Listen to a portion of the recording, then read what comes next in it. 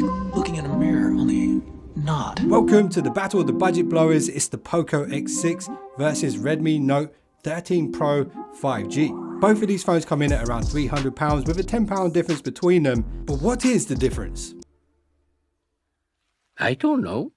Well, that's something I want to know, and I'm also interested to know which phone you think is the best, and by the end of this comparison, you will know. So let's start with an unboxing. In the two boxes, we have the phones, the literature, identical 67-watt chargers, USB-A to USB-C cables, ejector pin, and very similar silicone cases, but with one significant difference on the Poco case. Look at the size of that hole. Wow, what a hole. So both models sent to me are in the fingerprint magnet mirror black finish. That's not the exact name for the colors, but it's a very good way to describe them. There are some much nicer colors available on the websites, so I'll link those below this video. Now these two phones are practically identical, however, the branding is more prominent on the Poco, right next to the camera module. But apart from that, the materials used are identical. Plastic frame, plastic back, identical placements for the volume rocker and power key. They both have IR blasters in the same spot. Stereo speakers and charging port are exactly the same, and they both have dual SIM trays. The official IP rating on these are 5.4, so this means both phones can handle some light rain and splashes, but in a scenario like this,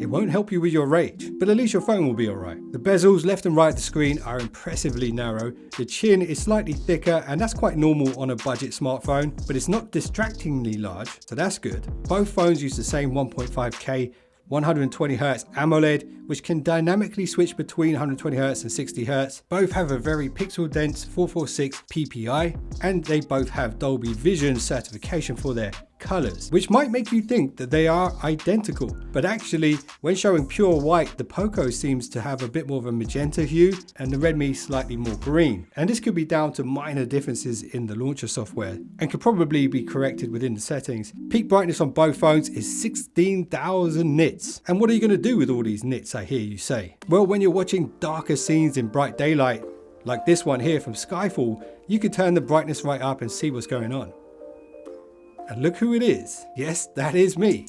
So yes, the screen is bright. 1600 is very respectable for a budget smartphone. Okay, now let's talk about one significant spec difference. The Poco X6 base model has 12GB of RAM. That's 4GB more than the Redmi. It's also got 512GB ROM, which is double the base model on the Redmi. Both use the same LPDDR4X RAM and UFS 2.2, and both phones have the Qualcomm Snapdragon 7S Gen 2 chipset, which has seen a significant boost this year in comparison to the last 7 series chip from Qualcomm. But what does that even mean in the real world? Well, let me show you. Here's how the two phones stack up in performance benchmark tests. And it's interesting because they're so damn close. Even though the Poco does have that added RAM, in some scenarios, the Redmi still outperforms it, which is really unusual. But when it comes to multitasking, the Poco will always be ahead. Graphics performance is pretty much identical, but the Poco should edge it out in the long run. So to put this simply, the Poco with the added RAM gives it a marginal win in performance, and it also wins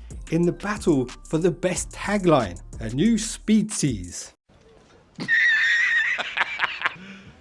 You serious? Nothing beats the invention of a new word for a tagline. Absolutely brilliant. You cannot make this stuff up. Okay, now let's talk about the Redmi Note 13 Pro and the area in which it has the upper hand.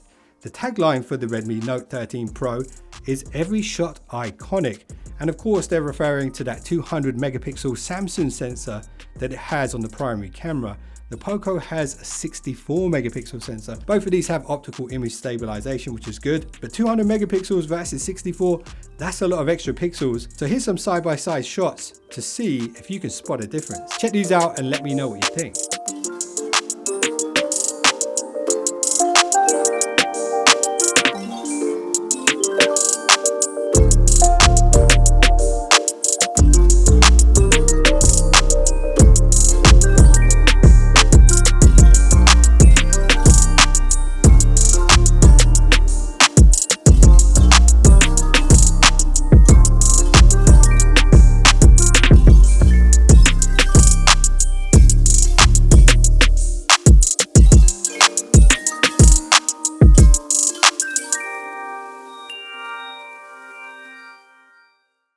Okay, so as you can see, these phones are incredibly similar, with the Redmi having the photographic edge and the Poco arguably having the slight speed advantage. Here's my personal opinion. If I was the type of guy who was worried about storage and prioritized gaming on my smartphone more than anything else, the extra RAM and ROM you get with the Poco on the base model could seal the deal. However, I use my smartphone camera more than I play games, and I often don't do more than 256 gigs in storage on any phone that I use. I'm also a fan of the Redmi's more subtle branding. It's just more my style. So coming at it from that perspective, I think you know what I'm getting at here.